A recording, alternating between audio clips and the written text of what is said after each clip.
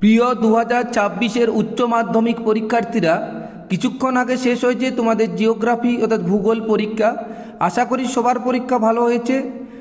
Pine স্যারের অধিকাংশ প্রশ্নই তোমাদের কমন ছিল, প্রায় 100% কমন, বড় প্রশ্ন থেকে শুরু করে সমস্ত কিছু 2 নাম্বার থেকে।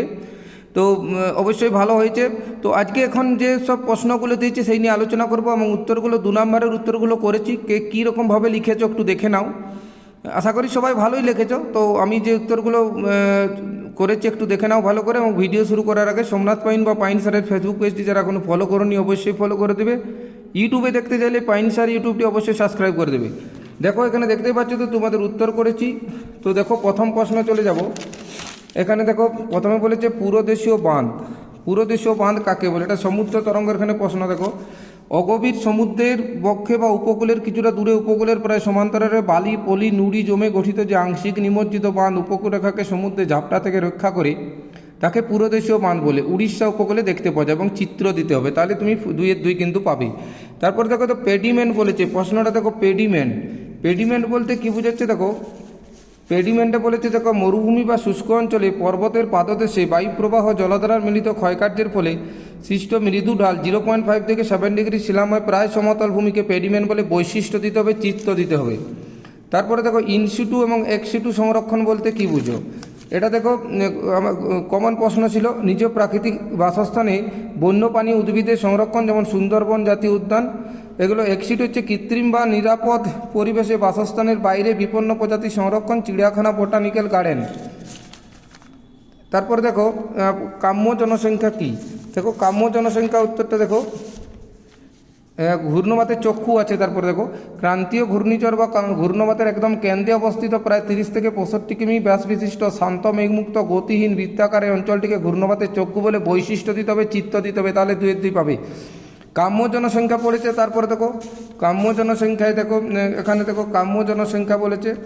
তারপরে কাম্য জনসংখ্যায় দেখো একটি দেশের এমন একটি আদর্শ জনসংখ্যাকে বোঝায় যা দেশের বর্তমান সম্পদ ও প্রযুক্তি এবং ভূমির সর্বোত্তম ব্যবহারের মাধ্যমে জনগণের সর্বোচ্চ মাথাপিছু জীবনযাত্রার মান নিশ্চিত করে। বৈশিষ্ট্য দিতে হবে, ঠিক আছে। তারপরে দেখো তোমাদের মানব দারিদ্র্য, অর্থাৎ এখানে দেখো দেওয়া আছে মানব দারিদ্র্য বলতে কি বুঝো? তো এখানে মানব দারিদ্র্য সূচক, এখানে দেখো মানব দারিদ্র্য সূচক HPI হলো জাতিসংঘের তৈরি একটি বিশেষ পরিমাপক যা শুধুমাত্র আয় নয় বরং স্বাস্থ্য, শিক্ষা, জীবনযাত্রার মানের মতো মৌলিক দিকগুলোতে বঞ্চনা পরিমাপ করে। তারপরে দেখো এখানে বলেছে ইমিগ্রেশন ও এমিগ্রেশনের মধ্যে 2টি পার্থক্য লেখো। দেখো এটা একটি পার্থক্য আমি লিখেছি, উন্নত জীবন বা কাজের খোঁজে অন্য দেশে স্থায়ীভাবে প্রবেশ করা বা আগমনকে বলা হচ্ছে ইমিগ্রেশন, আর এমিগ্রেশন হচ্ছে নিজ দেশ ছেড়ে অন্য দেশে বসবাসের জন্য চলে যাওয়া বা প্রস্থানকে বলা হচ্ছে এমিগ্রেশন। তারপরে দেখো এখানে মানব কল্যাণ দৃষ্টিভঙ্গির যে কোনো 2টি বৈশিষ্ট্য। মানব কল্যাণ 2টি দৃষ্টিভঙ্গি দেখো, 1 নম্বর মানুষের সার্বিক জীবন মান উন্নয়ন অধিকার প্রতিষ্ঠা করা, সমাজ ও রাষ্ট্রের কল্যাণ নিশ্চিত করা। তারপরে দেখো এখানে প্রশ্ন দেখো ভারতের 2টি পেট্রোরাসায়নিক শিল্প কেন্দ্রের নাম। পশ্চিমবঙ্গের হলদিয়া এবং গুজরাটের দহেজ। তারপরে দেখো স্থিতিশীল উন্নয়ন, কমন প্রশ্ন তোমরা জানো। স্থিতিশীল উন্নয়ন বা সাস্টেনেবল ডেভেলপমেন্ট, এটা দেখো LULC ম্যাপ বলতে কি বোঝাও? এটি ভূমি ব্যবহারের ভূমি আচ্ছাদিত ব্যাপার, যেটা মানে ফুল ফর্মের মানচিত্রগুলো ব্যবহারকারীদের বর্তমান ভূদৃশ্য বুঝতে সাহায্য করার জন্য তথ্য প্রদান করে। বর্তমান ভূদৃশ্য বুঝতে সাহায্য করে এই মানচিত্রের ম্যাপটি আর কি। তো এই যে শর্ট প্রশ্নগুলো, আরেকটি প্রশ্ন আছে ভারতের বর্ষে খাদ্য প্রক্রিয়াকরণ যে কোনো 2টি সমস্যা উল্লেখ করে। এটা তোমরা সবাই জন্য কমন প্রশ্ন।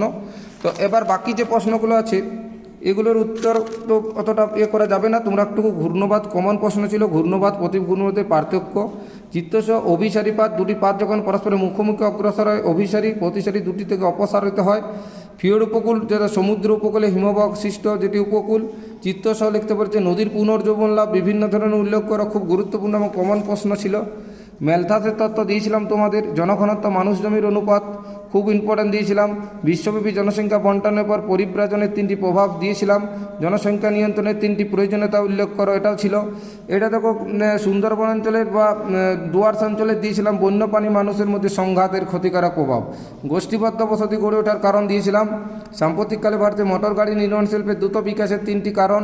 পশ্চিমবঙ্গের আর্সেনিক দূষণ রোধে গৃহীত 3টি ব্যবস্থা উল্লেখ করো। এগুলো সব প্রশ্নই কিন্তু তোমাদের আমার সাজেশনে ছিল। এবার তো বড় প্রশ্ন তো সবগুলোই পেয়েছে, বায়ুর কার্যও দিয়েছিলাম, ক্রান্তীয় নাতিশীত সবই দিয়েছিলাম, নাতিশীতোষ্ণ ঘূর্ণবাতটা বারে বারে দিয়েছিলাম, দু তিন জায়গায় ছিল সাজেশনটা। আশা করি সবাই ভালোভাবে লিখেছো। আগামী দিনের যেসব যদি যে পরীক্ষা আছে অবশ্যই সবার ভালো হবে, একটু মিলিয়ে নাও। ধন্যবাদ।